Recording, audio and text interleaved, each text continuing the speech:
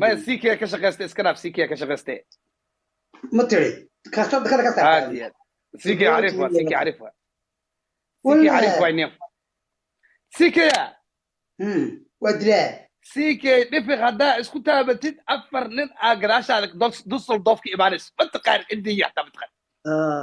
fadlan haddii aad janaalka ku cusub tahay sabscribe noo saar like-ta nagu dhiirageli commentiga fikradaada nagula wadaag waxa aad jeceshahay inaan janaalka kusoo kordhino mahadsanidin arrin dad badan ka naxisay islamarkaasina noqotay mid argagax iyo weliba walwal badan ku abuurtay dadka ku xiran barta ama bar aragga uu ku leeyahay facebookga iyo weliba youtube-ka idrisla cabdi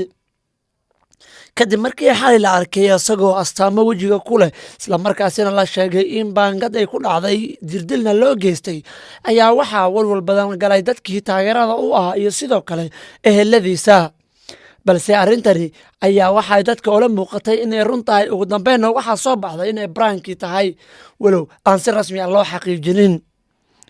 idrisla cabdi nabarka ku soo baxay iyo weliba waxaa isku soo beegmay xilli uu xurguf amase u jiro guluf siyaasadeed oo ka dhexeeya asaga iyo weliba saaxiibkiisii baraha bulshada ee king ck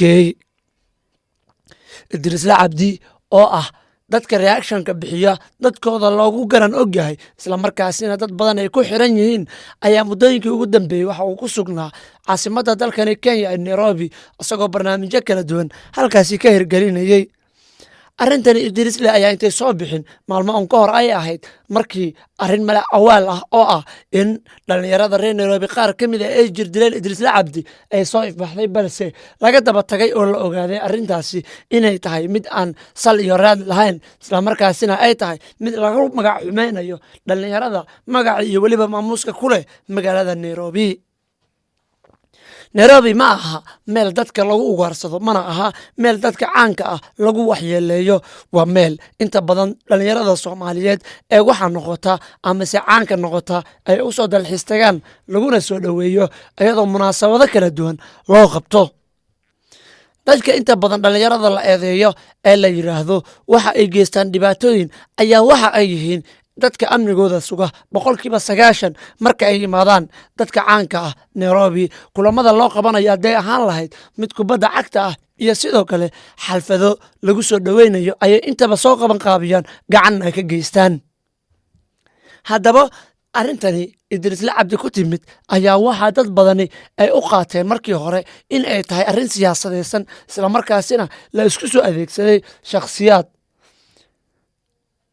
dadka baraha bulshada isticmaala ayaa waxa ay jecel yihiin mar waliba saamaynta dhacda iyo weliba waxyaabaha hadalhaynta aadka ah keena iyadoo intaasi ay dheer tahay in idrisle ilaa hadda uusan ka soo hadlin balse si kaftan ah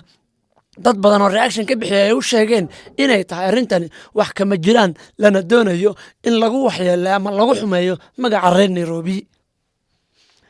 idrisle ayaa la filayay xilligaas ayada ah calaamadani lagu arkayay inuu ku guda jiray jiridda filin soo socda oo weli aanan soo bixin balse ma jirto xaqiiqo dhab ah oo muujinaysa in arrintaasi ay tahay filin fadlan haddii aad janaalka ku cusub tahay sabscribe noo saar like-ta nagu dhiirageli commentiga fikradaada nagula wadaag waxa aad jeceshahay inaan janaalka kusoo kordhino mahadsanidin